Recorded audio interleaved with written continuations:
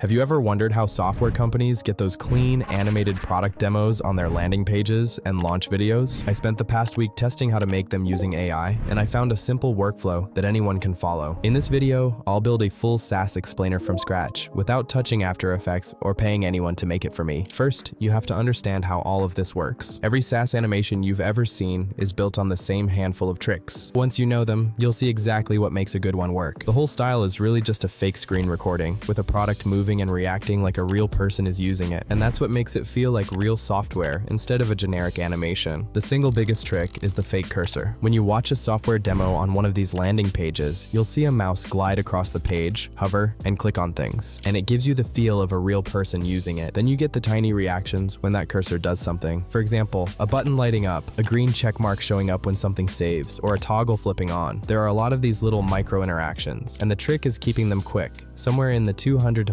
500 millisecond range. They're fast enough to feel instant. And the last trick is to not overdo it. Every bit of movement should be showing you something or pointing you somewhere. If it's just moving to look cool, it's clutter, and too much of it makes the whole thing feel busy instead of clean. If you get those right, it stops looking like an animation and starts looking like software people actually use. And I'll show you how you can create them next. The first way is so simple that it feels like it shouldn't produce anything good. You just have to describe the animation in plain words. Everything I'll make in this video happens inside one tool called Higgsfield, and the link's in the description if you want to follow along. It's one subscription that bundles all of the best AI image and video generation models together, but the part I care about here is a mode inside it called Vibe Motion. Vibe Motion does one thing really well. It turns a plain text description into a clean, editable motion graphic, and you don't have to design or animate anything yourself. If you've got a software product, this is the launch video aesthetic companies pay agencies for, and that isn't cheap. A good SaaS explainer from an agency costs $1,500 to $7,000 a minute and 6 to 8 weeks to come back. They pay it because it works. A good landing page explainer can push signups up by as much as 80%, except you can make the whole thing yourself in a day for a handful of credits and change any element the moment your project updates. And if you make videos for other people, it's a service you can sell and actually deliver in a couple of hours, not a week. So I'll click from scratch here, and it gives me a blank canvas instead of a template. The aspect ratio is already set to 16:9, which is exactly what you want for a landing page or launch video, but you can flip these vertical too, so the same animation works just as well as an ad or a short. And the prompt box is down at the bottom. Here you just describe the animation and Higgsfield builds it. And keep in mind that every generation here uses credits, somewhere between 8 and 60 credits per generation. So for our first one, I'll paste in the prompt for a full analytics dashboard and generate. And I will leave the prompts I use in this video down in the description for you to grab them. As you can see, I've got a clean, minimal graphic of the software's analytics popping up in the interface. These types of videos are great for showing off how useful your interface is. So for our second animation, I'll paste in this prompt. As you can see, it's a comparison chart, and I really like how each of the bars rises up slowly against each other, with the little animations appearing beside them too. In this one, it's using real cloud revenue data from Google Cloud at $17.7 billion, next to Microsoft's cloud at $29.9 billion, with the source right there on screen. And another thing to keep in mind with these animations is you have to use real numbers and real sources, but the data I'm using might be a little backdated from what is currently available, but these are real metrics, because the moment it looks made up, the animation stops feeling credible, and then I'll paste in the last prompt. This one's also really clean, like the last two, and the cursor movement and the overall animation feel really accurate. So by just typing a bunch of sentences into a box, I've already got 3 SaaS animations. The catch is that every one of these animations is a made-up interface, and they're not your actual product. So the fix for that starts even before you open Vibe Motion. So next, I'll build the interface first using GPT Image 2, and that will give me my exact layout as an image. And there is one little catch people usually miss. In Vibe Motion, Higgsfield only pulls the visual reference from the image, such as the colors and the layout, but it does not read the text from it. So every word that needs to show up still has to be written into the prompt itself. The app name, the labels, the buttons, the numbers, all of it. So for the first one, I'll head to Image and pick GPT Image 2. I'll set the aspect ratio to 16:9 and paste in this prompt. And as you can see, I've got an interface of a clean CRM software. Then I'll take this image into Vibe Motion and start from scratch. Now I'll drop it in as a reference and paste in the prompt for the animation. As you can see, it took my reference image and made it into something that looks like actual software people use. And it also has very smooth animations, moving one card to another. For the second animation, I'll follow the exact same steps as I did before. To begin with, I'll generate another image using this prompt in GPT Image 2. And as you can see, I've got a very minimal looking SaaS file list. And it also has a lot of opportunities to be animated. Then I'll bring it back into Vibe Motion upload it as a reference, and paste in this prompt for the animation. As you can see, it gave me an animation of the files sorting themselves out with a couple of clicks. But notice this wasn't a full redesign like the last one. It's pretty much our exact same image, just with a little animation added. So now you know how to make animations on the exact interface you built. But the catch is, you might not get every single word in design right the first time, and regenerating the whole thing just to fix 1 or 2 labels burns way too much credits. But there's actually a way you can fix it in real time without making it all over again. To show you, I'll do it on a couple of logo animations, starting with a made-up brand I'll call Payloom. Payloom doesn't have a real logo yet, so there's nothing to upload. I'll just build the whole thing from scratch, from a text prompt, which means if you're a brand new startup with no logo, you can make your entire animated brand reveal before you've even hired a designer. The way I'll write it is as a time sequence, with real timestamps. That way, each piece comes in one at a time instead of all at once, which will let us have an overall better output on the animation. So I'll put the whole sequence prompt in and hit generate. As you can see, we've got our animation, but the problem is it's glitching. The text is overlapping and it doesn't look good at all. To fix this, instead of regenerating the whole thing, I'll type create position controls, then open change details. That turns every part of the logo into its own layer I can grab and move. The mark, the name, and the tagline, all separate. Then I'll drag the text into its proper place myself. And as you can see, it turned out to be a really elegant logo with fluid, minimal animations, and it looks really good. It was the same generation, and I didn't have to redo the prompt. It costs roughly 50 to 70% less credits than regenerating the whole thing would, and position is only one part of it. Change details will also let you adjust the color, even the wording of any element after it's made, so you're never stuck with whatever the AI gives you first. And with an agency, every little update you want to make to your product costs a lot more, and you have to wait longer. But here, you can just open the animation and fix it yourself. Now, Payloom was made up, so that's why I let the AI draw the logo from scratch. But when you've got a real brand, you don't want the AI reinventing anything. So for a real brand like Higgsfield, I use a different template. Instead of starting from scratch, I'll pick posters from Vibe Motion. Then I'll upload the Higgsfield logo as the reference, paste in this prompt, and set the aspect ratio to 16:9. As you can see, I've got a pretty minimal looking video with subtle, clean animations. What I want to do is swap the headline in the middle, which reads Made with Higgsfield for Create with Higgsfield. Doing the same as before, I'll open change details. Next, I'll change the headline text right here, and it updates without regenerating anything. As you can see, my animation is pretty much the same, but the text is changed exactly how I want it. It doesn't catch everything, but for fixing text and colors, it's very handy. So now you can fix any minimal defects in your animation with a quick edit, and it costs pretty much nothing. But what if you had to create animations to showcase sales metrics of real-life products? So to do that, I'll put 2 real products head-to-head, showcasing their sales data. It's the same reference trick I used before. I'll simply upload the actual product photos instead of a UI screenshot. So I'll drop in the PS5 and the Xbox's images and tag each one so I can call them by name right in the prompt. That keeps the real consoles looking exactly the same in the animation instead of some altered version from the AI. Then I'll paste in this prompt. As you can see, I've got a revenue dashboard with both consoles side by side, each with its own bar chart showing their sales across 6 months. There's even a trend line at the bottom tracking which console is ahead in terms of sales. But keep in mind that the data shown here is not factual because the real data is not publicly available. This was simply an example of how you could use the tool with your own company data or presentation. So now you know how to take any product, even a physical one, and make a clean animation out of it. And honestly, this is the best workflow you can use to get started with AI SaaS animation. Also, you don't even need a product yet. You can make one of these for something you haven't yet built. So sign up to Higgsfield with my link in the description and make your first SaaS animation from a single prompt. Thanks for watching, and I'll see you in the next one.